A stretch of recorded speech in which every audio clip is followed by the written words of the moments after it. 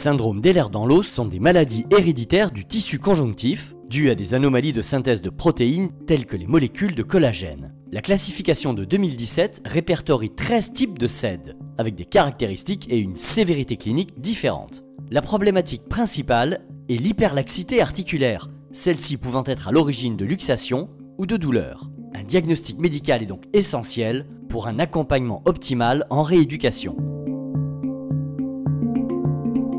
La rééducation a un effet avant tout antalgique, proprioceptif et de renforcement musculaire profond et de l'ensemble des articulations. Les exercices doivent être effectués en moyenne 2 fois par semaine, supervisés d'un kinésithérapeute, et un programme d'auto-exercice personnalisé doit être réalisé à domicile. La prévention des luxations fait également partie de la prise en charge en rééducation. Les techniques utilisées en rééducation sont multiples et priorisent le travail postural, les exercices proprioceptifs, le renforcement musculaire adapté et associé au travail respiratoire, conduisant à un reconditionnement progressif à l'effort.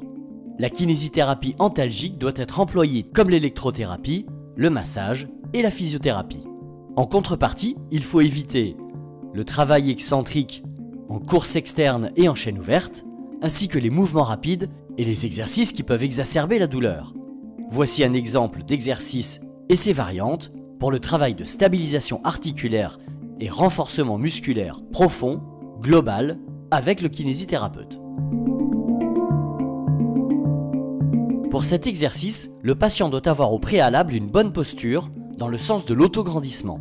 Il est allongé sur le dos, avec les jambes fléchies. Les paumes des mains doivent être appuyées contre le lit pour éviter les luxations d'épaules. La consigne est de maintenir cette position en isométrique pendant que le kinésithérapeute applique une résistance adaptée sur la face interne du genou droit et externe du genou gauche. Après quelques secondes de maintien, le rééducateur change alternativement de position des mains, déclenchant des contractions statiques antagonistes sans laisser au sujet la possibilité de se relâcher entre les contractions. Cette façon de travailler permet la sollicitation des différents groupes musculaires du tronc et par irradiation des membres supérieurs et inférieurs en isométrique. Dans les cas des syndromes d'Ehlers-Danlos, où de multiples articulations peuvent être hypermobiles, différentes postures sont possibles pour cibler une ou plusieurs articulations et augmenter plus ou moins la difficulté, assis, debout ou en quadrupédie.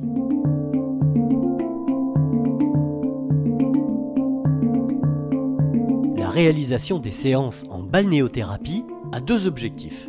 Premièrement, la diminution des douleurs par la chaleur et le soulagement du poids du corps. Deuxièmement, le contrôle des mouvements articulaires par la stimulation des récepteurs sensoriels et proprioceptifs. La marche dans l'eau et des exercices de faible amplitude sont priorisés. Placez-vous face au mur. Vos bras sont tendus devant vous. La hauteur de la main et la position du poignet varient en fonction du secteur non luxant. Corrigez la position de vos coudes et de vos poignets en amplitude non douloureuse. Lors de l'exercice, pensez à rentrer le ventre et à vous autograndir en baissant les épaules et en rentrant le menton. Effectuez une pression contre le mur le temps de l'expiration. Répétez le mouvement 10 fois et faites 3 séries avec une pause entre chaque. Pour varier l'exercice, on peut jouer sur l'interface entre le mur et la main, sur l'inclinaison du corps sur le mur et sur l'amplitude de l'épaule et du poignet. Une progression doit être respectée pour l'auto-exercice. Vous pouvez adapter le nombre de répétitions et de séries en fonction de la douleur et des difficultés. La prise en charge en rééducation repose pour l'instant sur des traitements symptomatiques. Elle est globale, évolutive et adaptée au patient en fonction de ses capacités. Les douleurs sont souvent complexes et mal soulagées. De plus, le retentissement psychosocial est important et doit donc être considéré.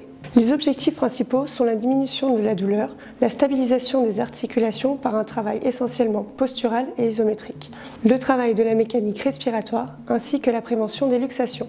L'urgence en cas de luxation n'est pas de réduire la luxation, mais de soulager les douleurs. Parfois, une détente musculaire permet un retour naturel de l'articulation dans sa position. Le rôle du kiné est de placer le patient au centre de sa rééducation, de lui apporter les conseils nécessaires pour le rendre acteur de l'amélioration de sa qualité de vie.